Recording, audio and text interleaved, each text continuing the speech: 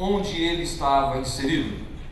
Perceba que essa noção de diferença, de dificuldade, de característica, de peculiaridade de gerações, ela já está inserida onde? Na própria Bíblia. E Jesus já está vendo que há dificuldades. Queridos, há dificuldades? Claro que há. As dificuldades, elas existem e são palpáveis. E nas gerações existem diferenças. E essas diferenças, elas podem ser comparadas. Eu tenho ali duas fotos, né? De duas gerações distintas, tá bom? Talvez aí os mais velhos aí como eu vão poder identificar. A geração mais nova é a de cima ou é a de baixo? Está em dúvida se é a de cima ou de baixo? A geração mais recente, acho que eu perguntei errado. A geração mais recente é a de cima ou é a de baixo? A de cima? Por que você acha que é a de cima? Por causa do cabelo, não é verdade? Esses dias minha filha chegou em casa com uma brilhante ideia. Eu tenho duas filhas, uma com 16 e uma com 18. Eu estou no olho do furacão, queridos. Estou no olho do furacão. Não, é verdade. A minha filha de 16 anos chegou para mim e falou assim: pai, eu quero pintar meu cabelo de vermelho. Eu falei: olha que lindo, filho. Vermelho. Puxa, que bacana, né? Eu sei que isso não acontece com vocês, é claro? Não, de jeito nenhum. Nós fomos na cabeleireira, levamos ela na cabeleireira e conversamos lá com uma irmã da igreja, né? Olha, minha filha aqui está com desejo de pintar o cabelo de vermelho. Mas você com o cabelo tão bonito vai pintar de vermelho? Deixa eu pegar a tinta vermelha aqui para você. Olha, essa tinta vermelha tem muita amônia. E você com esse cabelo bonito, nunca colocou nada. Essa amônia, ela pode causar uma alergia no seu couro cabeludo, pode cair todos os seus cabelos. E alguns cabelos podem não nascer mais. Isso é um risco muito grande. Olha aqui os ingredientes, deu para ela, né? E ela ficou triste, coitada. Mas não tem outro jeito. Aí essa cabelo falou assim: olha, tem rena, ela descolore, é natural e não causa prejuízo nenhum. Então vamos colocar rena. Aí ela tingiu o cabelo com rena, deu uma clareadinha, mas já está voltando ao normal. Não tem jeito. Ao que vamos comparar essa geração? Não tem como. Graças a Deus não apareceu ninguém querendo ser tatuado em casa ainda. O que não acontece com ninguém aqui, não é verdade? Mas é essa geração, queridos. De vez em quando aparece um ou outro tatuado lá no seminário. Sou professor de teologia.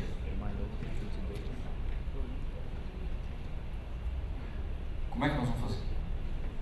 Estamos levantando perguntas, né? Perguntas, mas nós vamos ter que tratar. Na verdade, realmente, a de cima é dessa geração. Não conheço nem o nome dessas pessoas.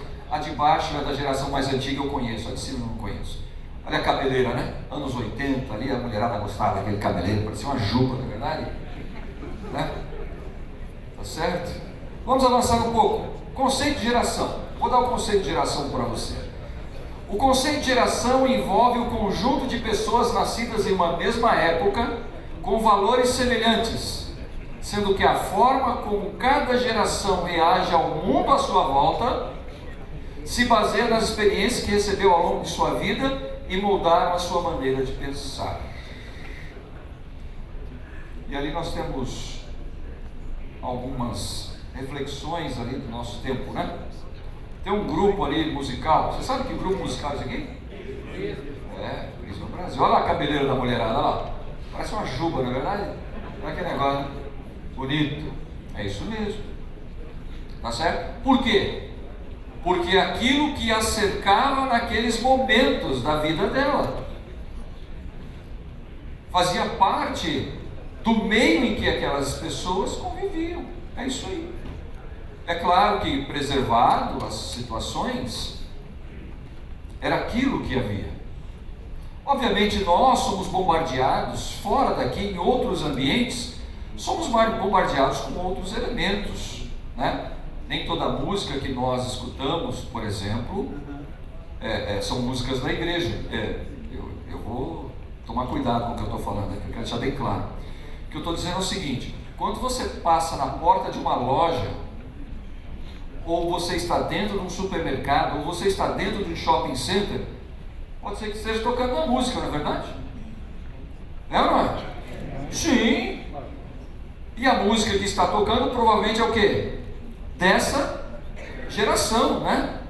E existe uma música que até hoje eu não ouvi, graças a Deus, não ouvi. Mas eu sei que de vez em quando eu passo, eu escuto trechinhos e eu já saio correndo. Que é uma, me perdoem, Jéssica, não é o nome da música. É esse o nome da música? Então tá. É dessa geração. Eu tenho certeza que você, meu irmão ancião, você não fez planos na sua vida de ouvir essa música. Eu também não. Não quero ouvir trechos por aí, já. Tá certo? Mas o que eu vou fazer? E se amanhã eu estiver no aeroporto, tiver um camarada com o rádio ligado do meu lado, eu vou sair de perto, claro. Mas é inevitável. Isso vai fazer parte das ideias e valores dessa geração. Isso não quer dizer que ele precisa necessariamente abraçar. Assim como você, né, alguns anos atrás, né, passava na loja, poderia estar tocando outra coisa, mas você ouvia, ou mesmo que passando. E isso vai, de alguma maneira, conosco. De alguma maneira conosco isso vai, tá certo? E Jesus, olha lá, João 6,41. Murmuravam, pois, dele os judeus, porque disseram: eu sou o pão que desceu do céu. E dizia: não é esse aqui Jesus, o filho de José? Acaso não lhe conhecemos o pai e a mãe? Como, pois, diz agora, desci do céu? Aqui você está vendo que aquelas pessoas, os judeus, eles não compreendiam o que Jesus estava falando. Escuta, esse camarada aqui não é Jesus?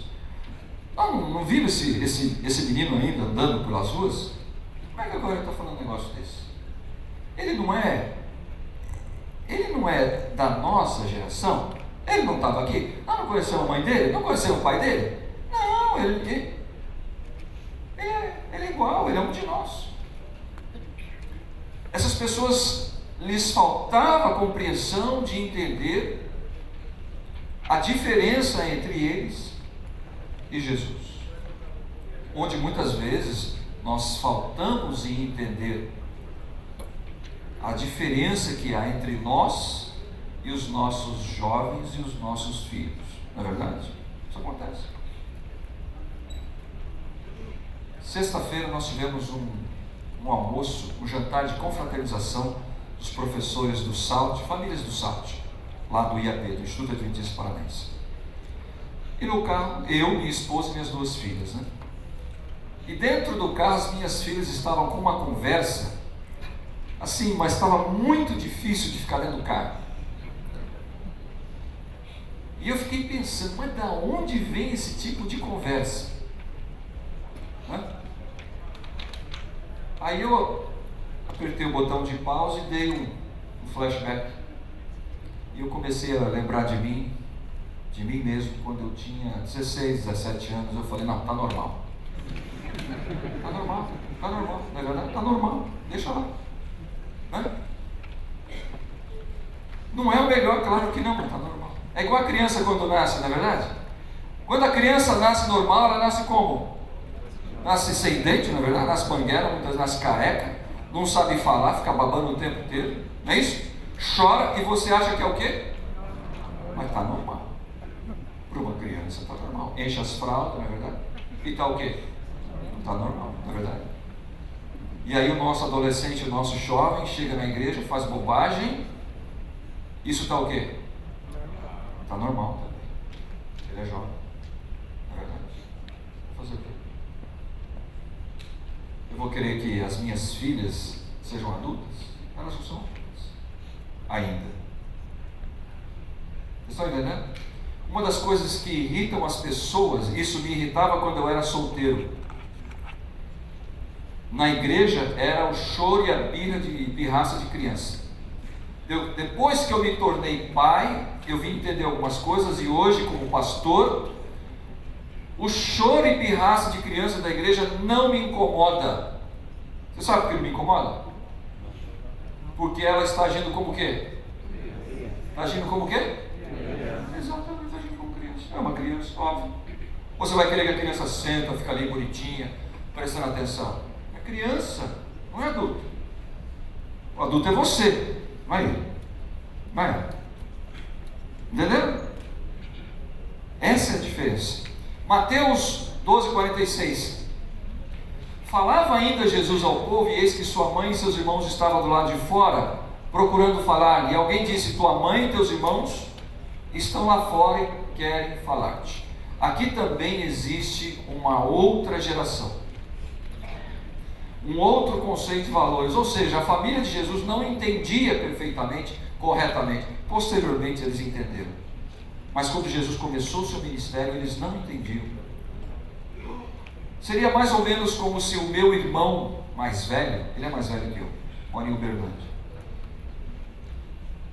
se ele chegasse ali na porta e falou: para aí um minutinho, eu preciso falar com você. Mas espera aí, eu estou no meio de uma palestra. Não, mas eu preciso falar com você. Não, mas espera aí, rapaz, vamos devagar. Para tudo aí, desce que eu preciso falar com você. Vocês entendem o conceito de valores, de importância? E quando existem esses conflitos, deixa eu afinar um pouco mais aqui. Deixa eu falar para você a questão dos apóstolos que andavam com Jesus. Vamos lá. Jesus tinha cerca de 30 anos quando começou o seu ministério, tá bom? 30 anos. Lucas 3:23 deixa bem claro, ele tinha mais ou menos 30 anos. Podia ser 27, 28, 29, podia ser 31 ou 32. Mais ou menos 30 anos. Provavelmente os discípulos ou os apóstolos que andavam com ele eram mais jovens que ele. Tá certo? Por quê? Porque nós temos grandes evidências. Por exemplo, João, o mais jovem, nós consideramos João o mais jovem dos apóstolos. João, ele morreu de morte natural no ano 100 depois de Cristo. Tá certo? Alguns dizem, e muito provavelmente ele era adolescente quando foi chamado por Jesus. Por quê? Porque ele nasceu por volta do ano 10 depois de Cristo, tá? E o início do ministério de Jesus foi por volta do ano 27 depois de Cristo. Então alguns dizem aí que provavelmente ele tinha entre 17 a 19 anos, por volta disso aí. Você entende o que é um apóstolo com 17 a 19 anos? Você entende a questão? E a maioria deles é bem provável que ele estava na casa dos 20. Por quê? Porque eles se referiam a Jesus, que tinha em torno de 30 anos, como que? Mestre, Rabi. João 1,38 diz assim: e Jesus, voltando-se e vendo que eles o seguiam, disse-lhes: que buscais? E eles disseram: Rabi, que traduzido quer dizer o quê? Mestre. Agora, para chamar um jovem com cerca de 30 anos de Rabi, provavelmente eles eram mais jovens que Jesus. Eles eram muito jovens. A maioria dos acadêmicos, dos teólogos, vão colocar ali a idade dos apóstolos por volta de 25 anos, na média, fazendo a média ali, dá em torno de 25 anos. Essa é a média de idade. Você entende que isso pode gerar alguma dificuldade? E isso gerou dificuldade para Jesus? Ou não? Vamos ver aqui. Trabalhar com gerações distintas não é fácil. Você acha que foi fácil para Jesus trabalhar com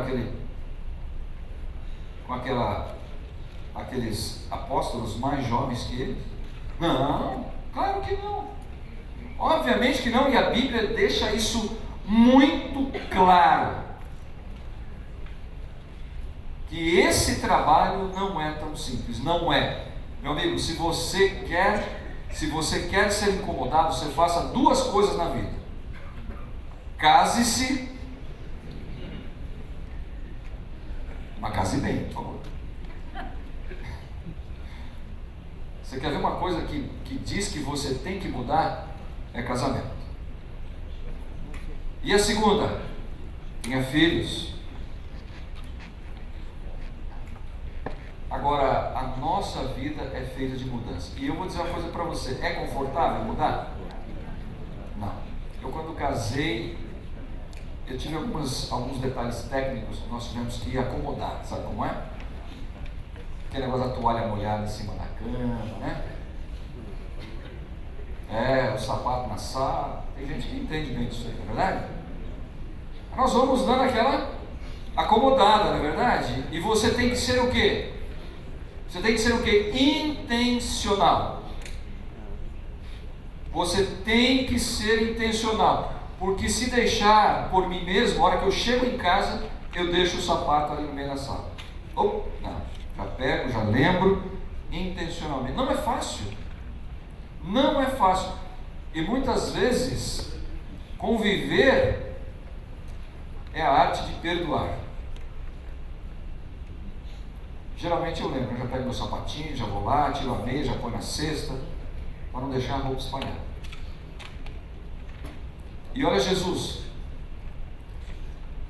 Então Jesus exclamou. Aqui eu estou deixando bem forte aqui, sublinhado, exclamou. Por quê? Porque ele não falou. Ele exclamou. É mais do que falar. Ele sabe quando se aumenta o volume? Ele deu uma aumentada no volume e na intensidade. É isso que ele fez, só para demonstrar o nível de dificuldade. Jesus diz assim: ó geração sem fé e perversa. Ele estava falando de quem ele estava falando mesmo? Ele estava falando de quem? Dos de fora? Ele estava falando para quem? Ele estava falando dos seus apóstolos. Ele estava falando para os apóstolos. Aquele momento, né? Você, até quando estarei convosco? Até quando vos terei de suportar? Percebe que mesmo para Jesus não foi o quê? Não foi fácil. Mas valeu a pena? Olha, eu tenho boas e más notícias para você. Qual você quer primeiro? Quer a boa? Quer a má? Vou dar a boa primeiro então, vai. A boa é: vai valer a pena você andar junto com os seus jovens. Vai valer a pena você andar com os mais novos da sua igreja. Colocar o menino debaixo do braço, conversar com ele de coração para coração. Colocar a menina debaixo do braço, conversar de coração para coração. A notícia ruim qual é? Não vai ser fácil. Não vai ser fácil para você. Porque você é o adulto. E ele é o jovem. É a mesma coisa aqui da situação de Jesus. Não é verdade? Lembra aí dessa geração? É claro que você lembra, né? Dessa geração você lembra. É a nossa geração. Tem alguns mais jovens aí que nem sabem que está aqui na tela, não é verdade? Arautos do Rei, não é verdade? Bom, vamos avançar um pouquinho mais? Vamos avançar? 1844. Estamos falando aqui em 1844. 22 de outubro de 1844 marca o dia, que dia é esse mesmo?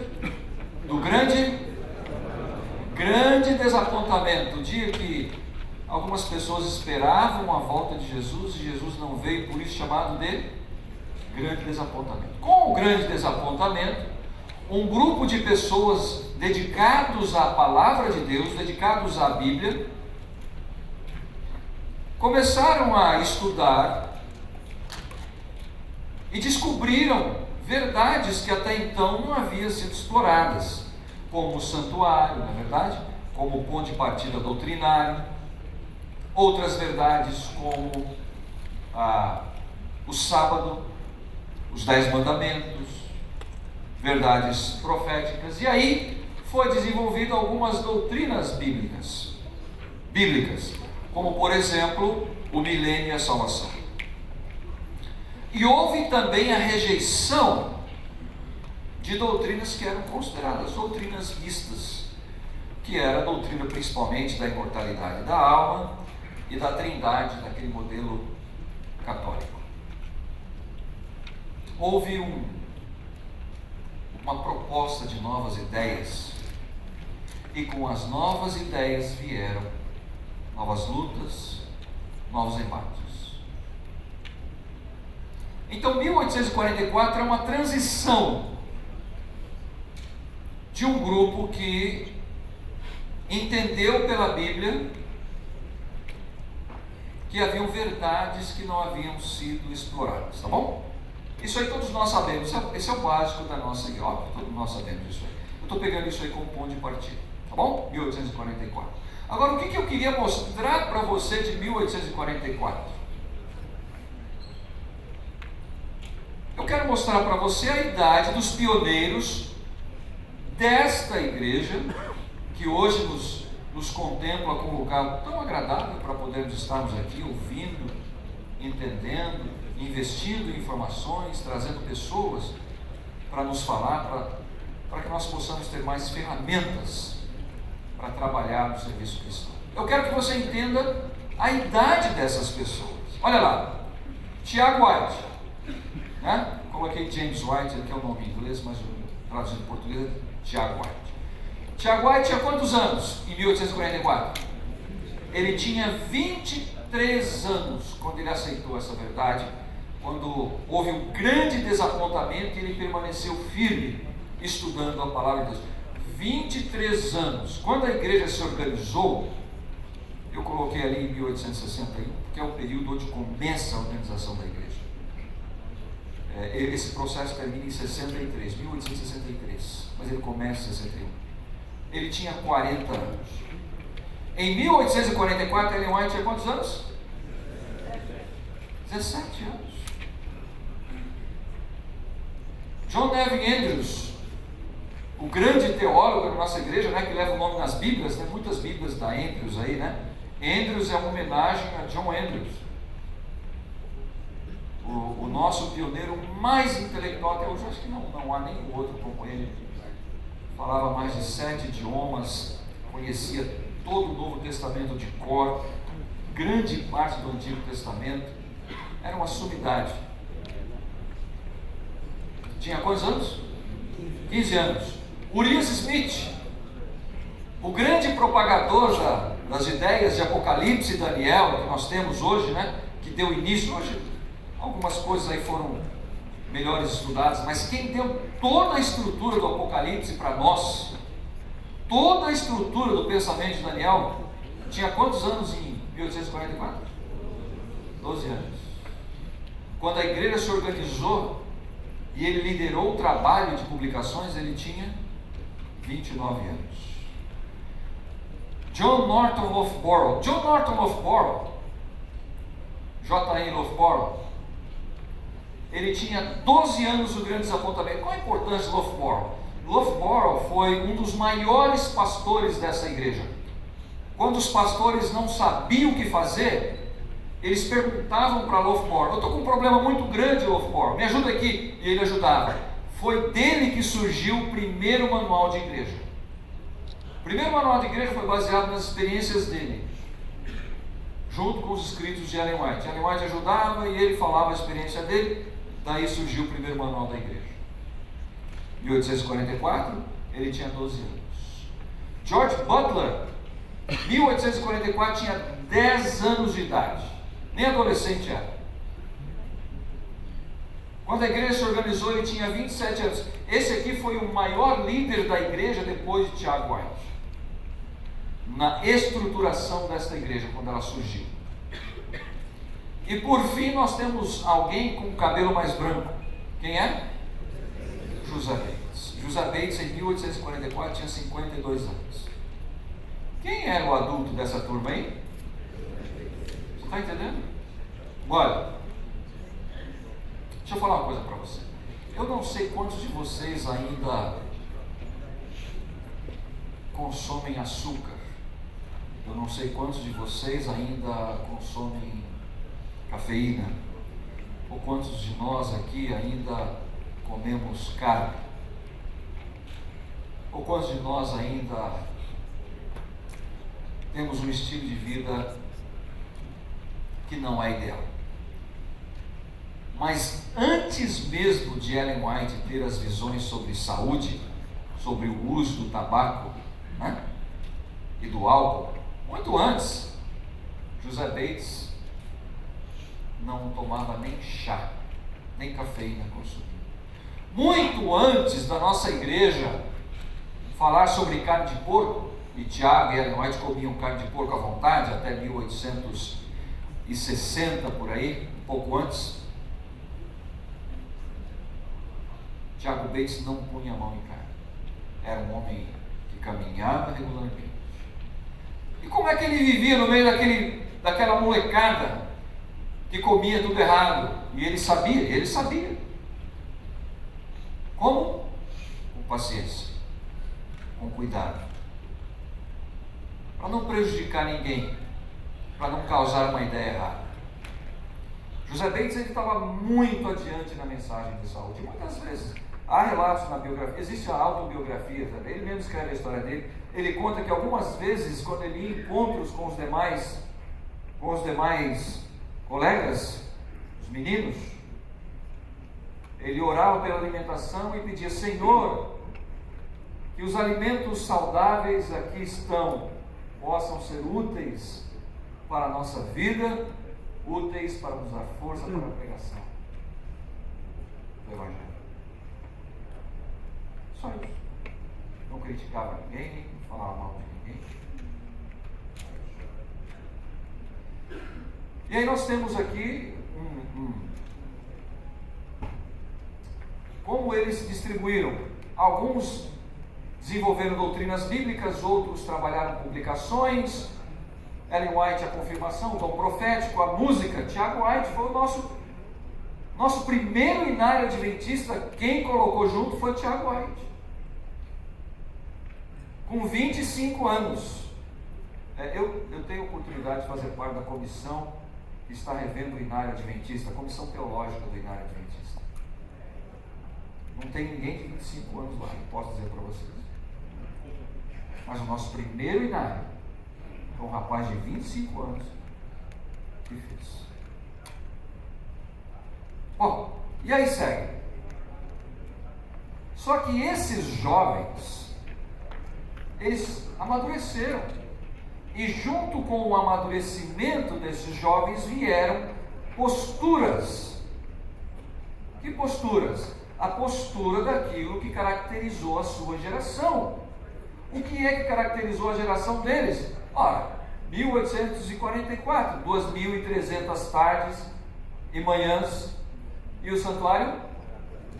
Era isso. É a mesma coisa de isso caracterizou aquela geração.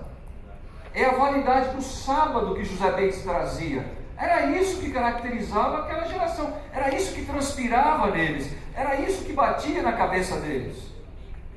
Era isso que eles ouviam nas pregações. Era isso. O cumprimento profético da história, a breve volta de Jesus. Era isso. A validade dos 10 mandamentos. Tudo isso aí. Outros assuntos não tinham tanta importância no tempo deles.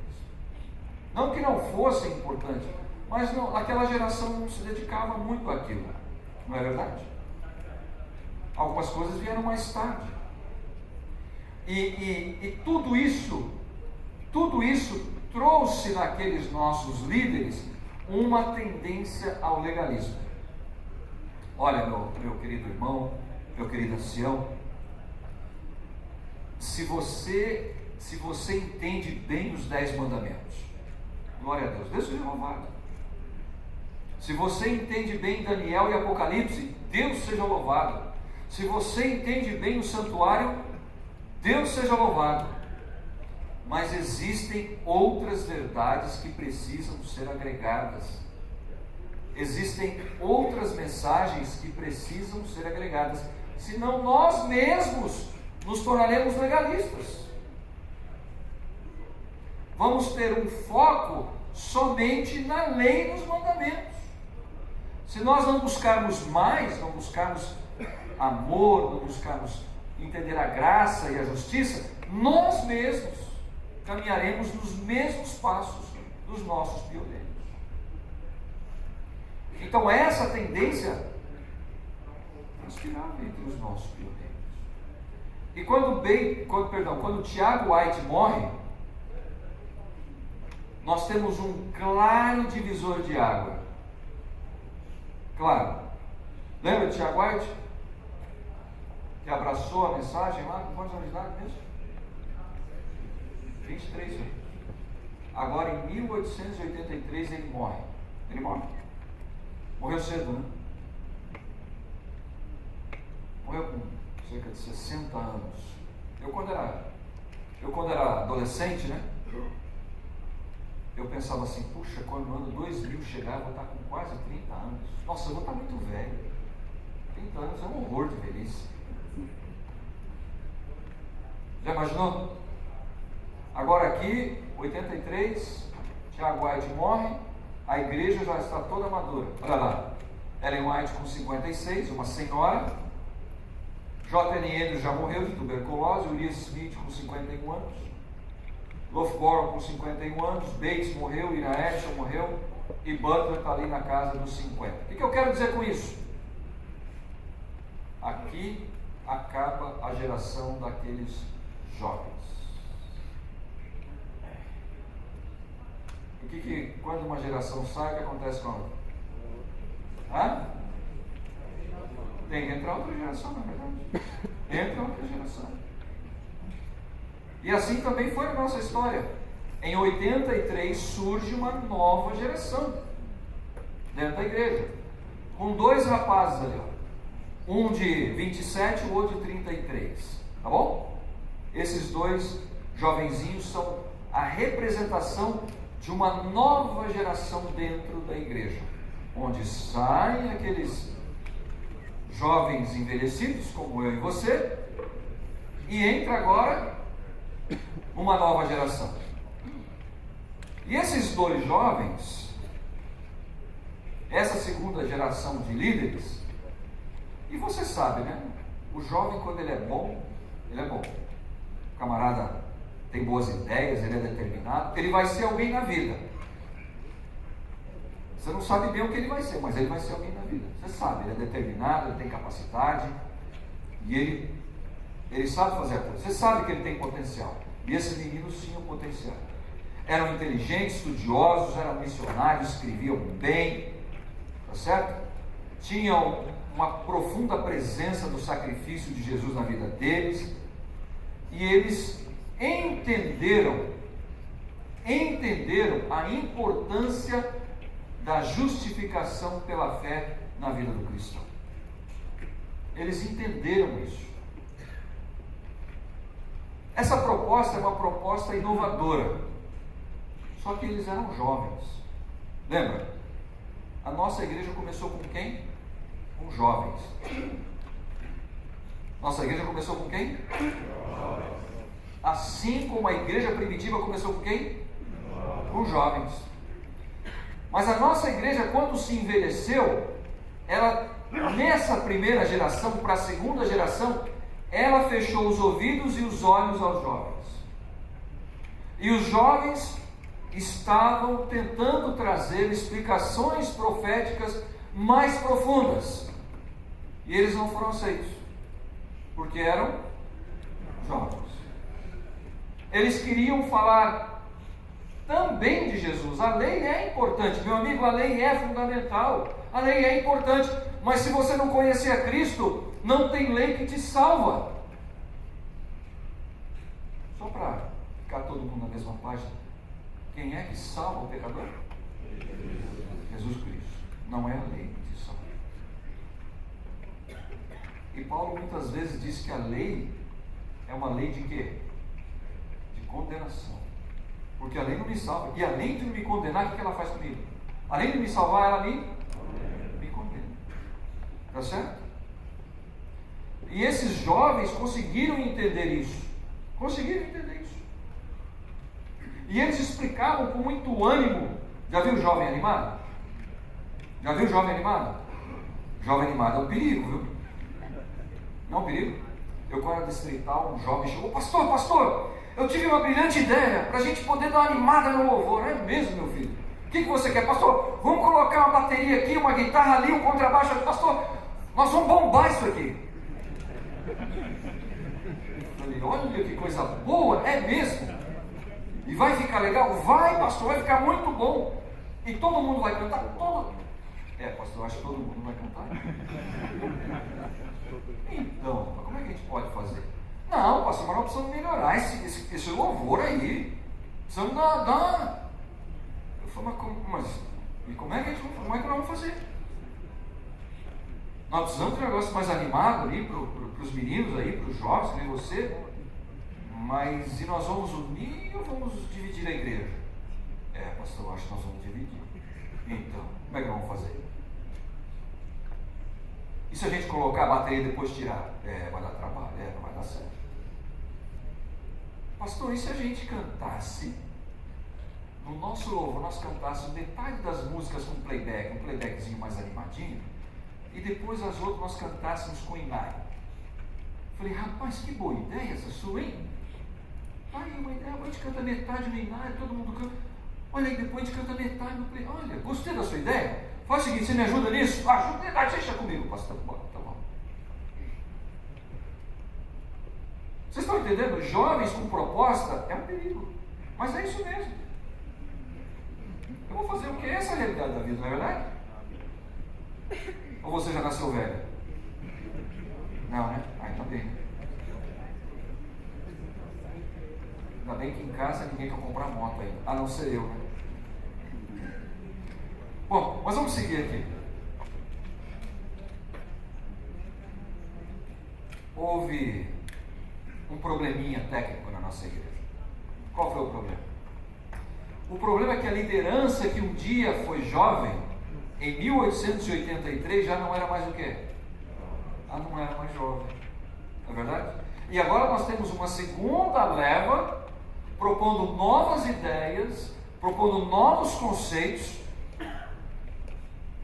E agora a liderança fala: opa. Não, peraí, rapaz, como é que você está falando agora da igreja? Você vai precisar esclarecer isso aqui para mim, que quem manda aqui sou eu. A liderança da igreja olhou para aqueles jovens e falou: não. Principalmente Butler e Uriah Smith falaram: não, estamos aqui desde o começo, rapaz, que história é essa? Você vai chegar do nada aí? Como é que você vai? Nós precisamos conversar isso aqui primeiro. Isso aqui tem uma expressão, né? Você sabe como é que você se impõe? Isso não é legal, né? É aquele famoso tapa na mesa, né? Pum. Quem manda aqui? Fica quietinho aí, por favor. Suas ideias precisam passar pelo meu filtro aqui. Foi isso que fez a nossa liderança. Sabe, eu vou dizer uma coisa, sinceramente, olha, nós precisamos de novas ideias. Eu preciso de novas ideias. Eu preciso. Todos nós precisamos. Olha, se nós não precisássemos de novas ideias aqui, ó, se nós não precisássemos, nós não estaríamos aqui. Se as suas ideias de ancião fossem maravilhosas, e eu tenho certeza que algumas são, e você não precisasse de mais nenhuma ideia, a sua igreja estaria arrebatada no céu, estaria todo mundo lá cantando louvores a Jesus.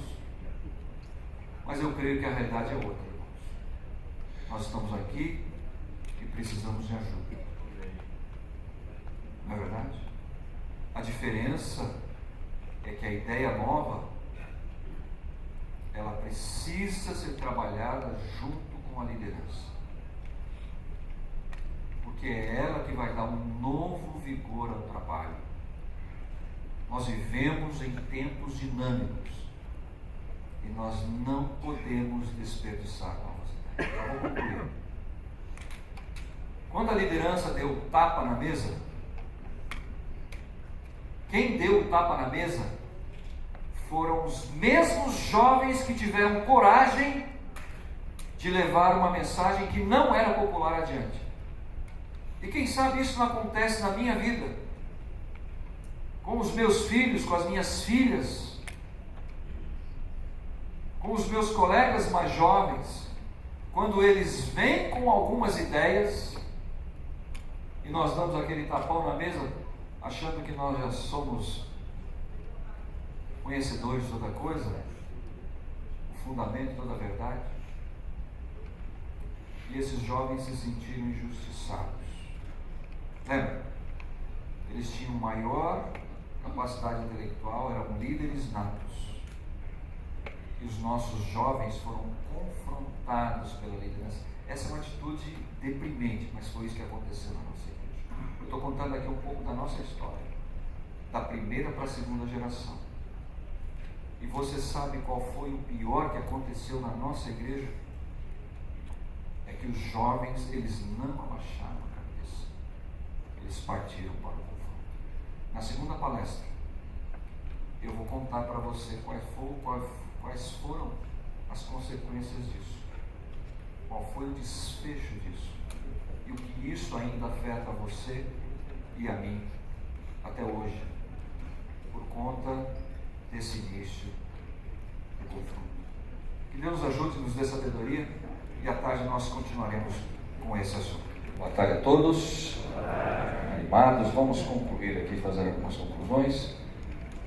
Como essa é a última palestra, eu gostaria de agradecer a oportunidade que foi dada de estar aqui. Muito obrigado. Queria parabenizar aqui a administração da Associação Brasil Central. Trouxeram aqui alguns dos nossos formados do IAP e devo dizer que são bons meninos. Escolheram muito bem. Deus seja louvado pela escolha de vocês. Fizemos o melhor, viu? Agora nós entregamos para que a liderança continue o treinamento desses rapazes. Assim como nossos jovens, né? Muita coisa poderia ser evitada se nós chegássemos mais perto e ajudássemos, né? Eu tenho uma bênção muito grande na minha vida. Uma das minhas filhas, que hoje é adolescente, ela é muito inteligente. E eu, particularmente, não sei como é você, quando se fala de mudança pessoal, você que está em cima, eu não sei como é que você lida com esse tipo de mudança, porque a vida ela traz mudanças, quer você queira ou não.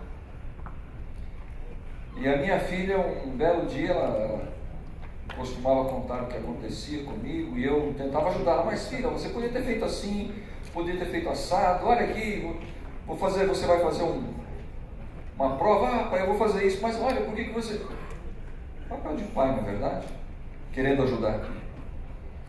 E quando foi um dia, ela, muito carinhosamente, né, como adolescente é carinhoso, né, falou: pai, será que você poderia parar de falar e deixar eu falar? Eu não quero ouvir o que você tem para falar. Eu quero falar para você. Eu não quero que você me diga o que é bom, o que é ruim, o que eu devo fazer, o que eu não devo fazer. Eu só quero contar para você. Foi muito amável da parte dela. A partir dali eu aprendi que a demonstração de amor a partir daquele momento era simplesmente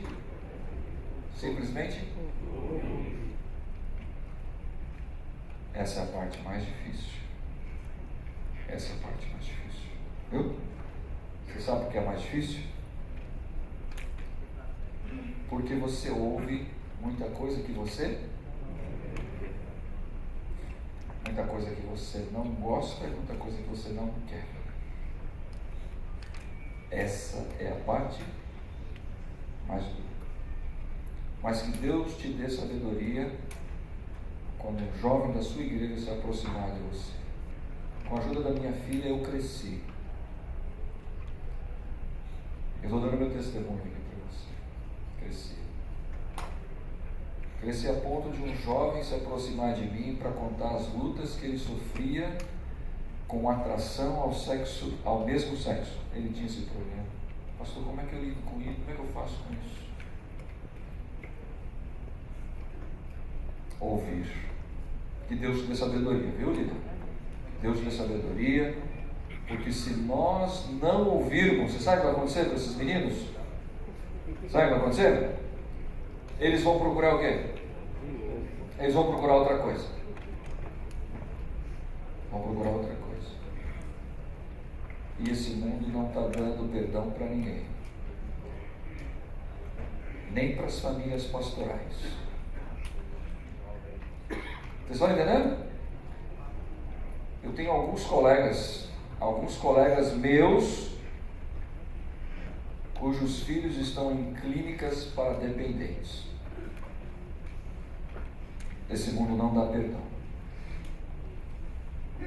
E eu acredito que esse programa vai trazer muitas alegrias, não só para a igreja, mas para as famílias, como também para os céus.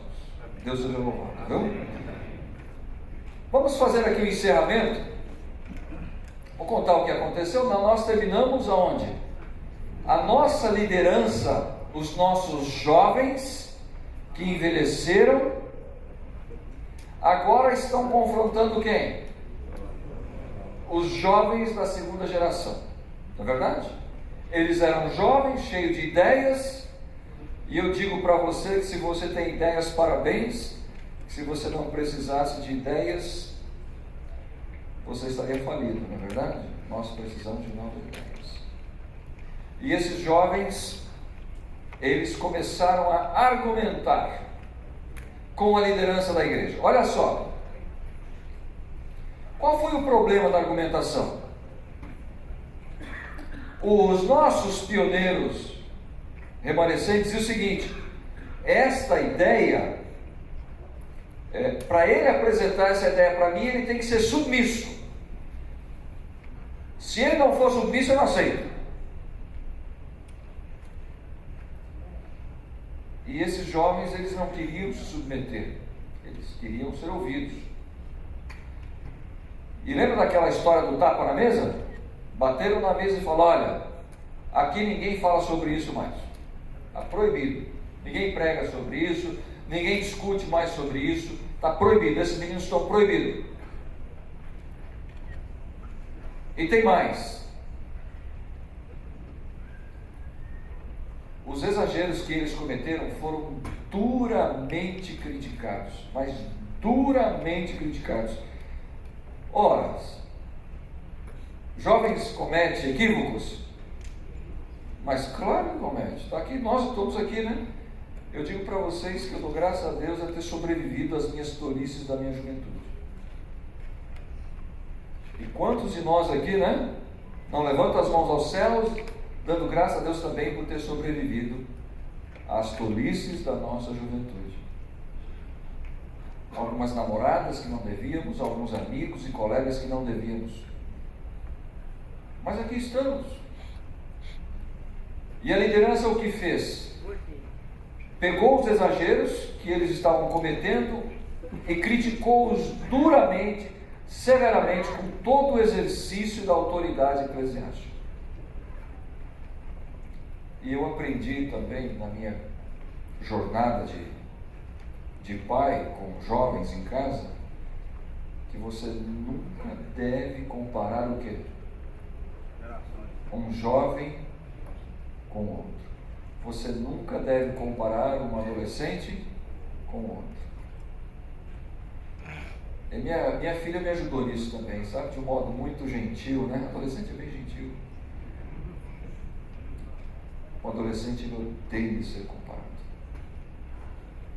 Ah, porque no meu tempo, nossa, você aperta um botão ali que a coisa se desfaz. Não adianta. Melhor coisa é fazer o quê? Qual a melhor coisa a fazer? Ouvir. O que quer dizer ouvir? É ouvir, é isso mesmo, é ouvir. Não é nem falar, é só ouvir, tá bom? Infelizmente, no passado, a nossa liderança agiu assim com os jovens, né? E os nossos jovens, novos líderes que surgiram na época, eles eram hábeis e inteligentes o suficiente para desqualificar a liderança. Olha, se você acha que você é esperto, você é inteligente, eu vou dizer uma coisa para você: tem jovem por aí que anda muito à nossa frente, que é melhor tê-los ao nosso lado do que contra nós. Porque assim como eles também têm problemas, adivinha o quê? Nós também temos os problemas.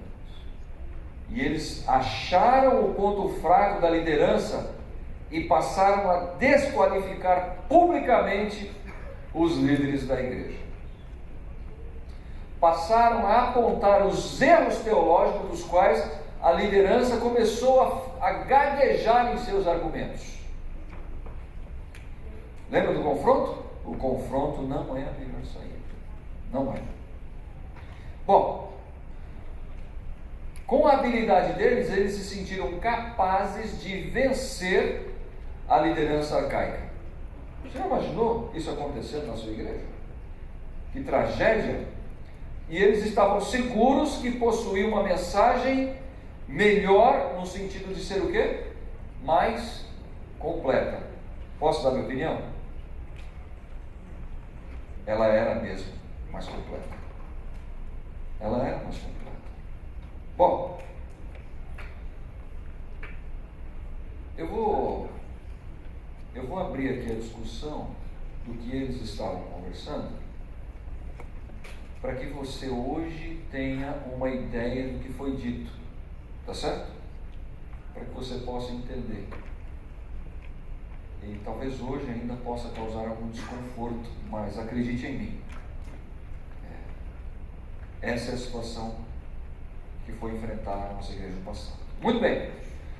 A liderança da igreja dizia o seguinte: olha, vocês estão abolindo os 10 mandamentos. E os meninos diziam: não, nós não estamos abolindo os mandamentos. Nós não estamos abolindo os mandamentos. Veja só, eu vou explicar para você todo o ponto de confusão aqui. Gálatas 3, 24 e 25 diz assim: de maneira que a lei nos serviu de aio para nos conduzir a Cristo, para que fôssemos justificados, mas depois que veio a fé, já não estamos debaixo do aio. Bom, aio quer dizer professor, mestre, guia, orientador. Tá certo? Então está dizendo que a lei nos serviu de mestre, de professor, de orientador. Tá certo? Para nos conduzir a quem? A Cristo. Tá certo? E no finalzinho aqui diz assim, ó: mas depois que veio a fé, já não estamos debaixo do aio. Não estamos mais debaixo da lei, porque a lei era o aio. O que eles estão dizendo? Basicamente é o seguinte: eu posso usar um exemplo bem prático para vocês aqui? Vamos supor que nesse momento, tá certo?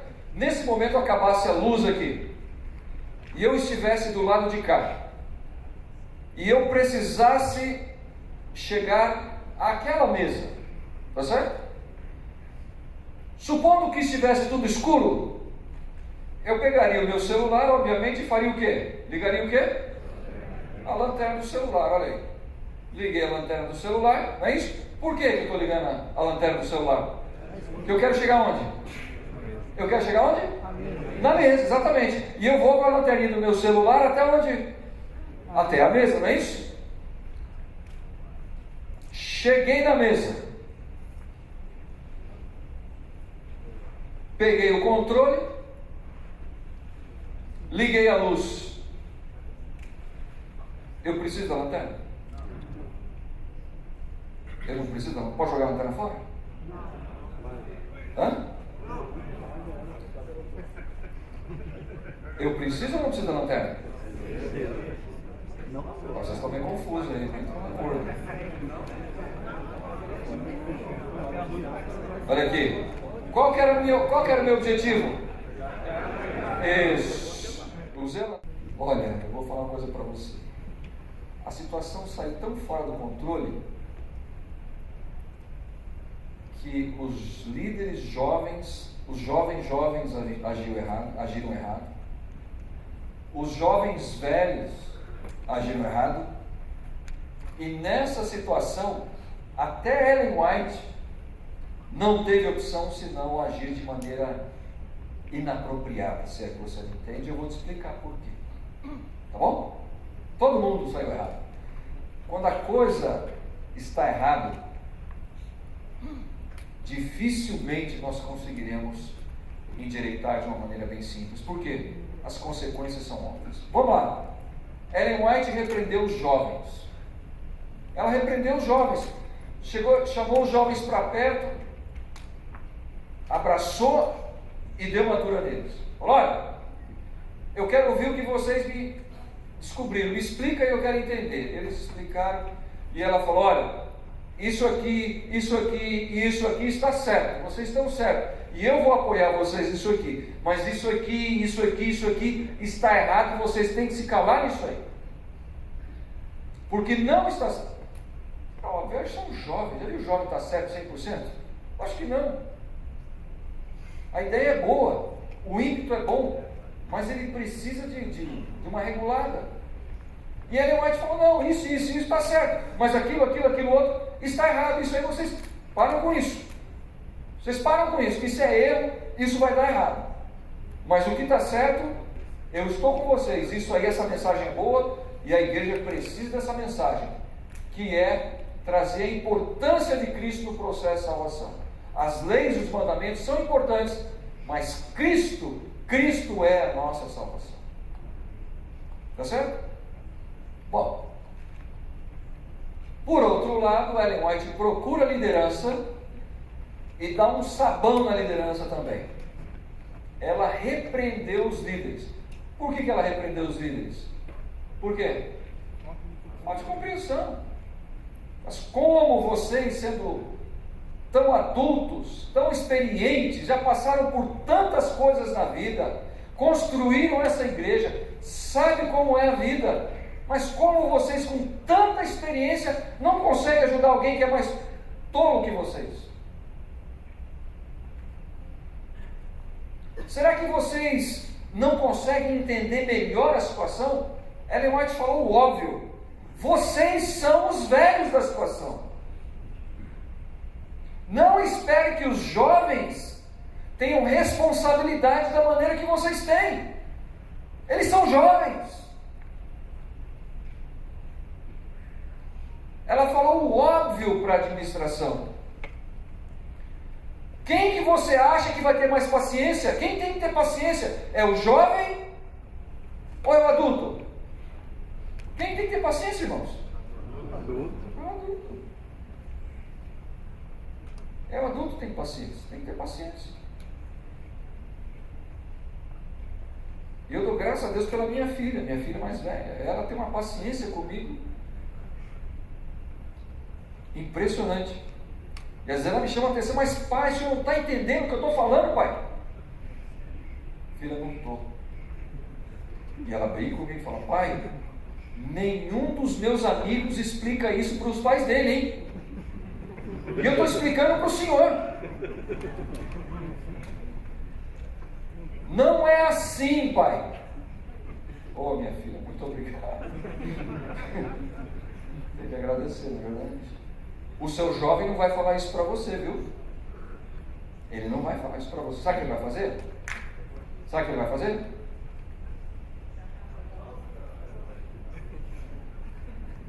Ele vai embora. Ele vai embora, queridos. Ele vai embora. Ele vai embora. Eu era professor de teologia na FAAM ainda. Eu era pastor também, pastor distrital. indo para o culto, sábado de manhã, uma Hilux bateu na traseira do carro onde eu estava, e estava eu, minha esposa e minhas duas filhas. O carro rodou atrás da sua pista, por Deus não capotou, nós paramos na beira de um barranco, e depois do acidente eu fui à delegacia fazer o boletim de ocorrência. Cheguei à delegacia, o delegado me recebeu muito bem, me viu bem vestido, falou: o que o senhor faz? Eu falei: eu sou pastor. Pastor de onde? Eu sou pastor da Igreja Adventista do Sétimo Dia. Tá bom, o que o senhor quer? Eu falei: eu queria fazer um boletim de ocorrência. Tá bom. Onde fica a sua igreja? Fica aqui perto, num lugar próximo aqui. Ele olhou para mim: vocês mexem com reportagem? Eu falei: sim, nós temos trabalho de publicações, que é um ministério muito importante da igreja. Ele falou: então senta aí. Senta aí. Eu vou fazer o boletim de ocorrência para você. Eu quero dizer um negócio para você, antes de eu fazer o boletim de ocorrência. Eu era membro da Igreja Adventista quando eu tinha 18 para 19 anos. E eu era um rapaz muito pobre, gostava muito de estudar, e eu passei no vestibular para fazer Direito. E lá na faculdade de Direito eu comecei a ouvir umas coisas tão estranhas, e eu cheguei na igreja, procurei um ancião para me ajudar, me explicar, porque é tudo muito bonito, tudo novo, aquele monte de filosofia, aquela coisa interessante, e eu procurei ajuda, e o ancião falou assim: isso é do diabo, e você tem que escolher, ou você fica nisso aí, ou você fica na igreja. E ele falou: eu, sendo jovem, eu precisava de uma profissão, meus pais eram pobres, eu era faculdade estadual. Eu optei em terminar o curso, terminei o curso, prestei concurso, hoje sou delegado.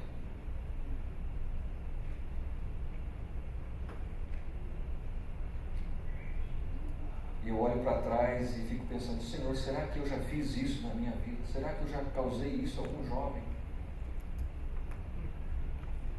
Para honra e glória de Deus, eu tive a oportunidade de trabalhar com aquele delegado. Nós convidamos ele para vir a Faama, para conhecer. Tive a oportunidade de conversar um pouco mais com ele, era pastor da igreja. E quando eu saí de lá, a percepção dele já tinha mudado. E eu oro para que, a essa altura do campeonato, um outro ancião possa ter um pouco mais de amor por ele.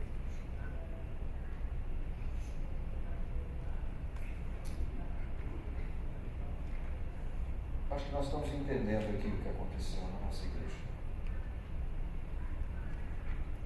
Foi um episódio lamentável.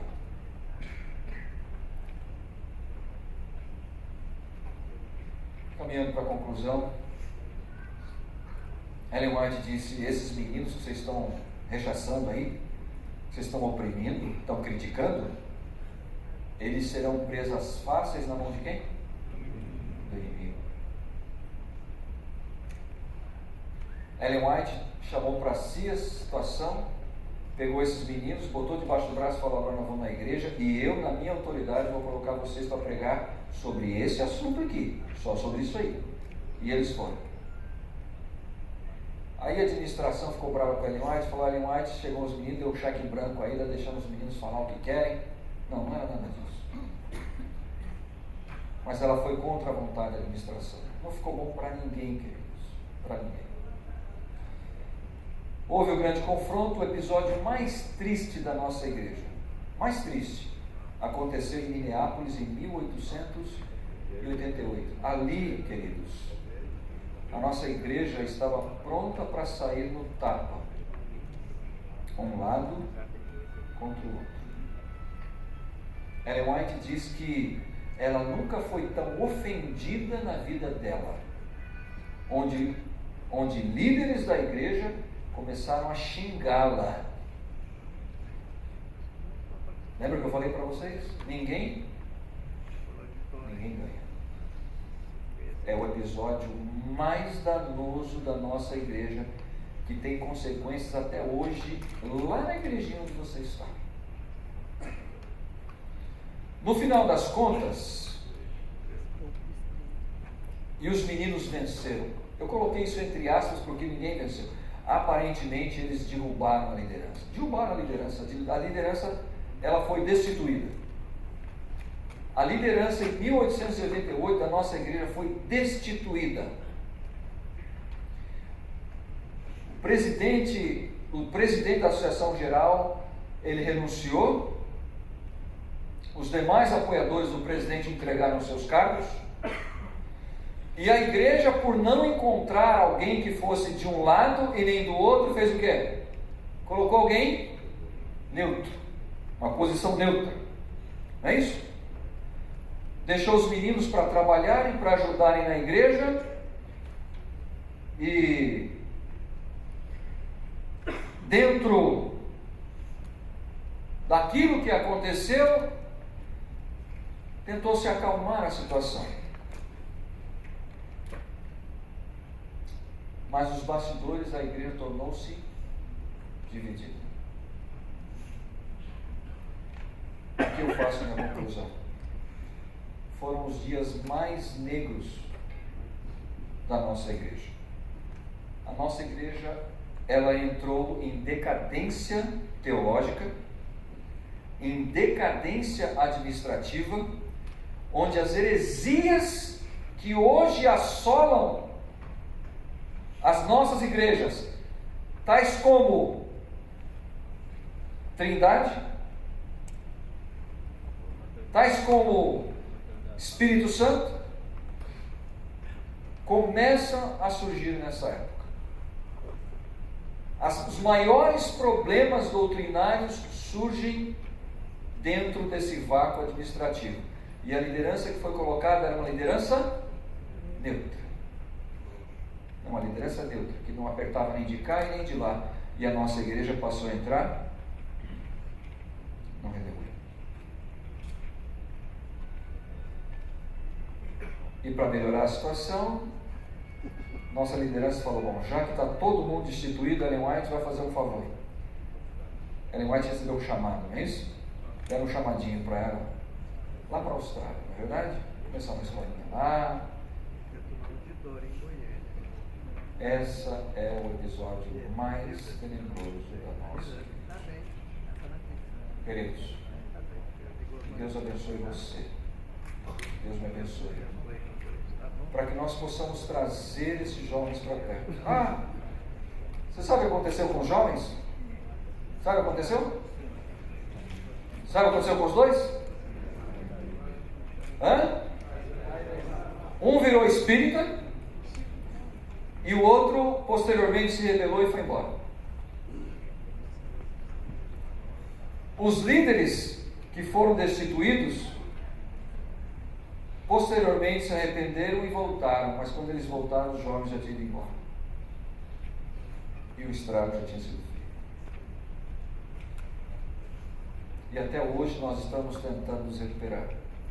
Até hoje tem gente revoltada com a mensagem de justificação pela fé, que bate na sua porta e diz assim: essa igreja não entendeu a mensagem de justificação pela fé. Tem mais ainda, quando na verdade nós já ultrapassamos esse ponto. Eu estou cansado de receber folheto dessa gente. Movimentos dissidentes. Essa é a história do movimento dissidente dentro da nossa igreja, por falta de incompreensão. Que Deus te abençoe.